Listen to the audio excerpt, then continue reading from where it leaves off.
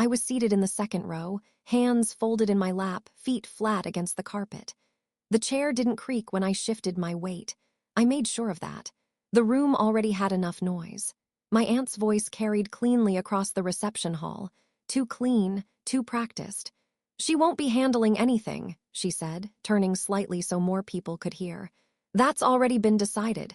A few heads turned. Not all of them, but enough. Conversations thinned out around us, thinning until they broke into pockets of silence.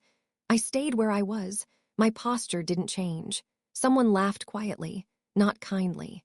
Another relative added, "There's no reason to pretend otherwise. Everyone knows she wasn't involved." The word hung there. Involved. It landed harder than they intended, which I noted without reacting.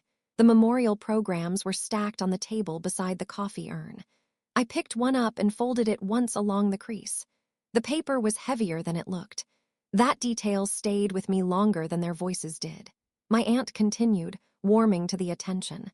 "This is family business, and frankly, she's always kept her distance. She'll understand." She said it as if I were a child being excused from a table I'd wandered to by mistake. Someone behind her murmured agreement. Someone else cleared their throat. No one interrupted. I let the silence stretch. It wasn't awkward, it was useful. A cousin leaned forward, eyes sharp. "You'll get your personal things, of course," he said. "But the estate, the trust, that's not how this works." I looked at him then, just long enough to acknowledge he'd spoken. "I see," I said calmly. That was all. The chair legs scraped as my aunt turned to face the room more fully. "There's no need to make this uncomfortable," she said, smiling tightly. "We're just being honest." Honesty is often announced when it's least present. The funeral director stood near the wall, hands folded, eyes politely averted. A man I recognized as one of my mother's professional contacts glanced down at his phone and then back up, measuring the room. No one defended me. No one needed to. This wasn't confusion. It was intent. I folded the program again, smaller this time, until it fit neatly in my palm. They had decided where I belonged. They said it out loud because they believed it was settled. Fairness has a way of exposing itself when people speak too freely. The room went quiet again, waiting for something from me. I stayed seated. My name is Alina Hartwell. I was 41 at the time, living just outside the city, working in compliance operations for a regional financial firm. I'd been there long enough that people stopped double-checking my work. That kind of trust doesn't come from charm. It comes from consistency. I had arrived early that morning, parked where I was told to, followed the schedule that had been emailed out. I didn't drift. I didn't hover. I took the seat that had been left open. My mother had been precise about things. Schedules, instructions, contingencies. When her health declined, she didn't dramatize it. She organized it. Appointments were logged. Documents were labeled. Phone calls were returned the same day. I handled most of that. Not because anyone asked publicly, but because it needed to be done. Prescription coordination, insurance follow-ups, the small, necessary tasks that don't look impressive when they're finished, but collapse when they're ignored. No one disputed that at the time. They just didn't mention it later. The imbalance wasn't new. It had shape. Over years, it became predictable who spoke the loudest and who was expected to absorb it quietly. I learned early that correcting the record in real time only created noise. Silence, when used correctly, left cleaner edges. I smoothed the folded program against my knee, aligning the corners without looking down. The paper held its shape. Across the room, my aunt laughed again, already moving on to a different conversation. To her, the matter was settled. To them all, it was settled. They believed authority announced itself loudly, in groups, with confidence. They mistook visibility for legitimacy. The room filled back up with sound, cups clinking, chairs shifting, voices lowering again now that the performance was over. No one asked me anything. That was intentional. Responsibility doesn't require recognition to remain valid. I stayed where I was until the noise finished rearranging itself. Patterns are easier to see once you stop hoping they'll change. In our family, competence was treated like a background utility. Necessary, invisible, unremarkable. What drew attention was volume. Confidence delivered loudly was mistaken for leadership.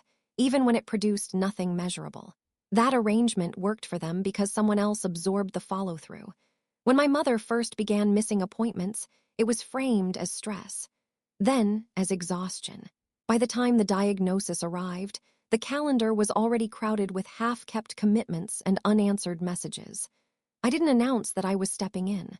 I just did. The oncology office required confirmation calls 48 hours in advance. The insurance provider needed pre-authorization numbers referenced precisely, or claims stalled for weeks.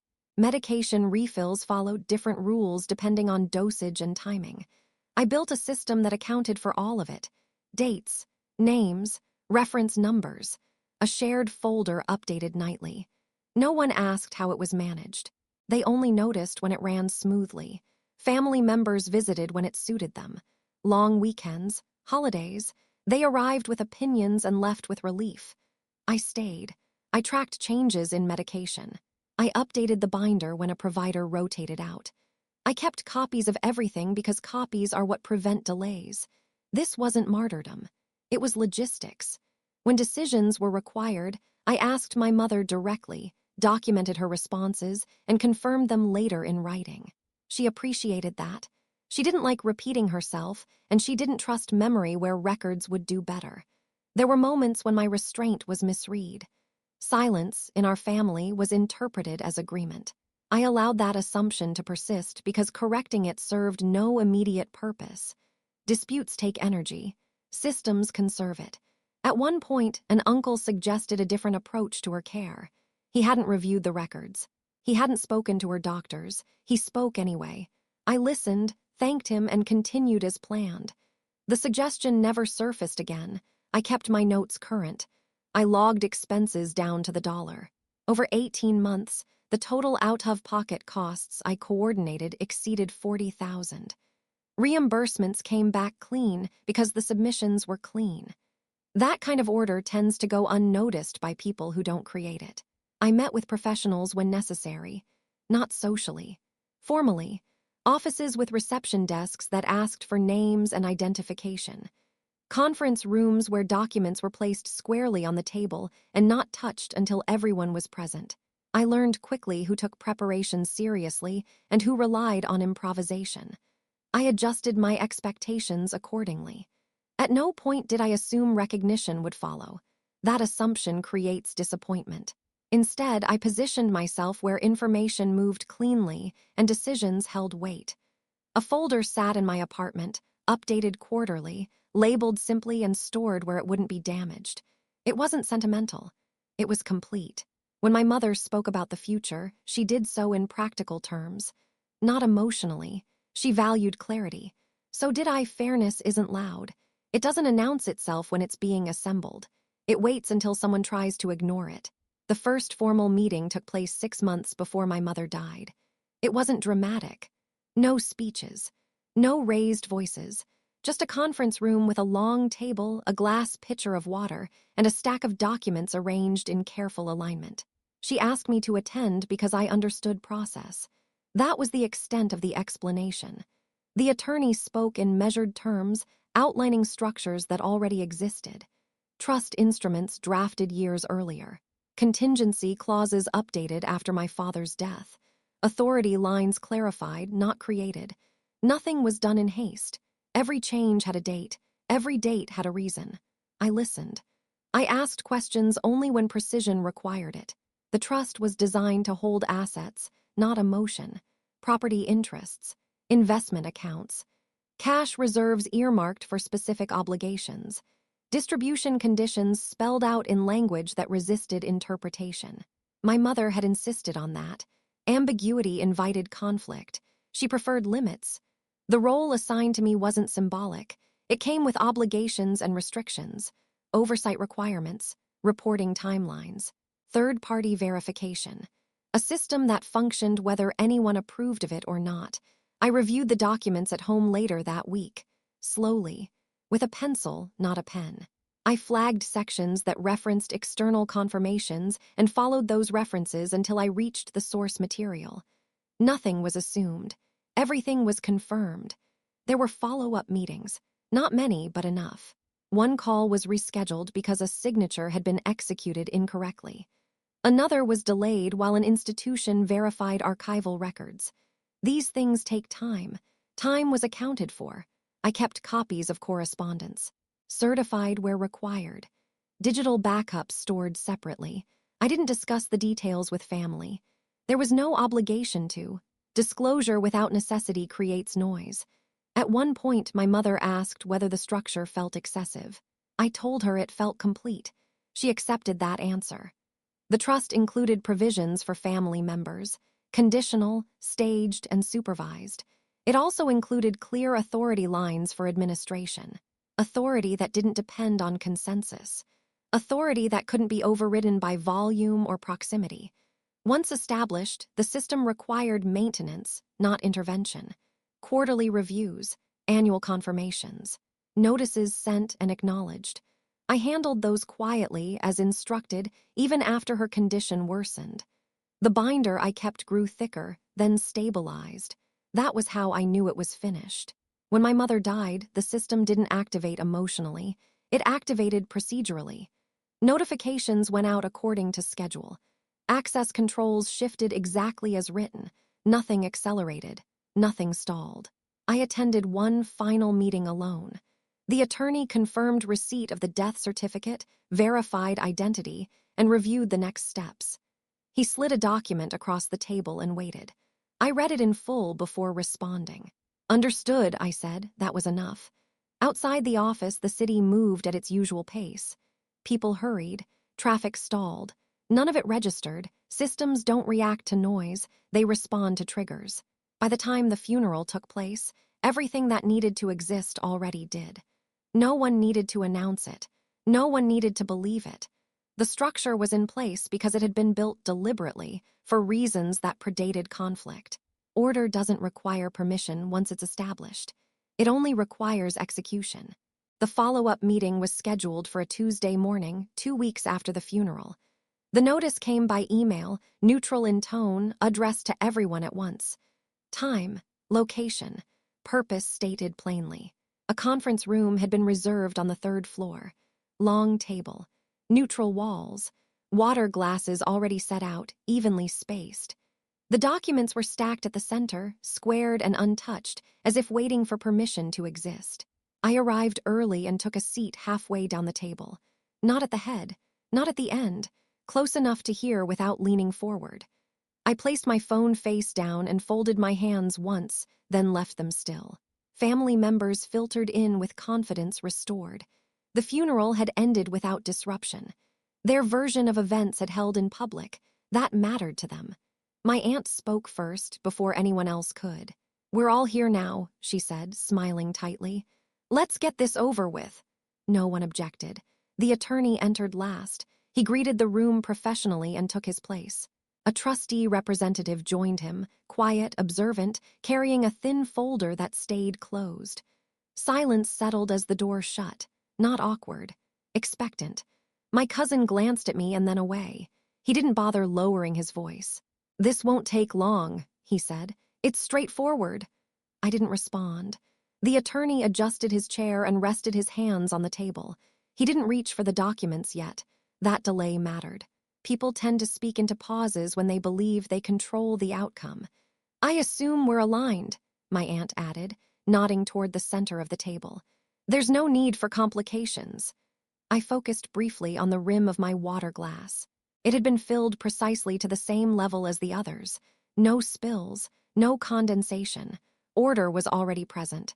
The trustee representative finally looked up. He said nothing. He didn't need to. The attorney cleared his throat once. "Before we begin," he said evenly, "I want to confirm that everyone understands the scope of today's meeting." My uncle leaned back. "We do."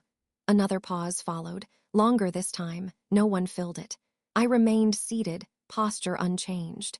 When the attorney's eyes passed over me, I met them briefly and then looked back to the table. There was no advantage in anticipation. Confidence, when unsupported, grows brittle in quiet rooms. The attorney reached for the top document but didn't open it yet. He aligned the stack again, tapping the edges lightly against the table until they were square. "We'll proceed as outlined," he said. No one questioned that phrasing. They didn't hear the distinction. I stayed still and allowed the silence to hold. Whatever came next would arrive in its proper sequence. There was no need to rush it. Fair process doesn't announce itself loudly. It waits for the room to stop talking. The attorney opened the document without ceremony. Paper slid softly against paper. The sound carried farther than it should have. "We'll begin with confirmation," he said, voice even. "This meeting concerns the administration of the Hartwell Family Trust, established March 14, 12 years ago, and amended twice thereafter." My aunt shifted in her seat. "Yes, we know." He didn't acknowledge the interruption. "The purpose today," he continued, "is to clarify authority, oversight, and distribution conditions following the grantor's death." The trustee representative nodded once. Still silent. The attorney adjusted his glasses and read the first paragraph in full. Dates, definitions, language built to resist argument. No one spoke. The room had gone quiet enough that the hum of the overhead lights became noticeable. When he reached the section on administration, my uncle leaned forward. "That's standard," he said. "We've all seen this before." The attorney paused. He didn't look up right away. He let the sentence finish existing on its own. "Administration," he read, "is vested solely in the appointed trustee, operating under the direction of the named executor, as defined herein." He stopped reading and looked up. "The named executor," he said, "is Eleanor Hartwell." The silence that followed wasn't brief. It stretched, then settled. No one filled it. My cousin laughed once. Sharp, uncertain. "That can't be right." The trustee representative opened his folder for the first time. He placed a single page on the table, face up, and slid it forward. "It is correct." My aunt's voice rose immediately. "There's been a mistake." "There has not," the attorney said, calm, final. "This designation was confirmed and revalidated after the Second Amendment." My uncle stood halfway out of his chair. "She wouldn't," the attorney raised one hand. Not to stop him, to signal sequence. "We are not discussing intent," he said. "We are confirming structure." I focused on the document nearest to me. The margins were narrow, efficient. My name appeared once, spelled correctly. My aunt turned toward me, her voice sharpened. "You knew about this?" I waited a moment before answering, long enough for the question to lose momentum. "Yes," I said. "I was informed." That was all. The room erupted. Voices overlapped. Accusations arrived out of order. Someone demanded an explanation. Someone else demanded a pause. The attorney didn't raise his voice. "Please," he said, and waited. Silence returned in fragments. "The authority outlined here," he continued, "is not subject to family approval. Challenges, should they be filed, will follow standard review timelines. Until then, administration proceeds as written." My aunt's face had gone pale. "You can't do this." "I'm not," I said evenly. "The trust is." The trustee representative closed his folder. "Access changes take effect immediately." No one sat down. No one apologized. Panic moved faster than regret ever does. I stayed seated. I had no reason to stand. Fairness doesn't negotiate once it's been formalized. The attorney gathered the documents and aligned them again. The meeting, for him, was already over. The first challenge was filed 3 weeks later. I learned about it the same way I learned about most things by then, through a formal notice, delivered on schedule, written in language that assumed professionalism rather than urgency. It was denied. The determination cited standing, timing, and prior acknowledgement. Clean, unemotional, the kind of document that closes doors without raising its voice. A second attempt followed before the end of the quarter. Different phrasing, same outcome. The trustee notified all parties that administrative authority remained unchanged. Access restrictions stayed in place. Reporting continued as required. By the end of the summer, the tone shifted. Requests replaced accusations. Emails arrived late at night, then stopped. Calls went unanswered, not by me, but by the institutions that no longer recognized them as relevant contacts. I wasn't present for any of it. Accounts were restructured according to schedule. Properties were evaluated. Maintenance budgets adjusted downward where appropriate.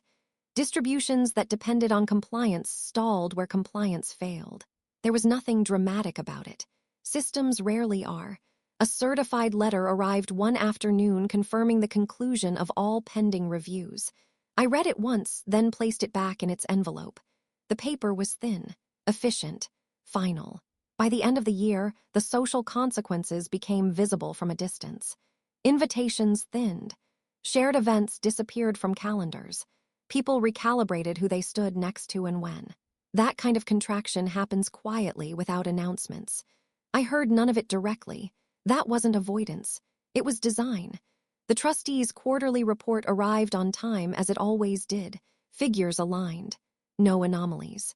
I signed where required and returned it within 48 hours. Order had replaced speculation. There was no satisfaction in watching people adjust to limits they hadn't anticipated. Satisfaction implies participation. This was administration. Responsibility, once clarified, doesn't linger on personalities. It moves forward, regardless of who objects. I filed the last notice in the cabinet where the others were kept. The drawer closed without resistance. The work didn't end with the final notice. It never does. Systems require maintenance long after attention fades. I kept the schedule my mother had outlined. Annual reviews, independent confirmations, required filings completed early, not just on time. The trustee appreciated that. Predictability reduces friction. Friction creates cost. One small adjustment was approved in the second year. A discretionary allocation redirected funds from a dormant family reserve into a local endowment my mother had supported quietly for years. It wasn't framed as a gesture. It was practical. The organization had a measurable impact and clear reporting standards. That mattered. No one objected. There was no standing left to object from. I didn't attend any gatherings after that, not out of spite, out of clarity. Distance is efficient when relationships have proven conditional. It removes ambiguity. Occasionally, I would come across my name in correspondence. Formal, precise, spelled correctly. Authority has a way of correcting small errors when it's consistently enforced. The trust continued to operate exactly as designed. Assets preserved. Obligations met. Nothing accelerated. Nothing decayed. That kind of stability rarely draws comment. I never explained myself to anyone. There was no need. The structure spoke on my behalf, in language that didn't invite debate. Once, a former relative tried to speak to me at a public event months later. I listened until they finished, nodded once, and said, "You should direct any questions through the appropriate channel." They didn't follow up. For a brief moment, standing there, I noticed the quiet that followed. It wasn't heavy. It wasn't sharp. It was settled. I allowed myself to recognize it and then moved on. Satisfaction doesn't require display to exist. What mattered was that responsibility had been honored, not reassigned. Boundaries held. Intent preserved. My mother valued order. She believed fairness was something you built into systems, not something you argued for after the fact. The work continued. The noise did not. And the matter, once resolved properly, stayed resolved.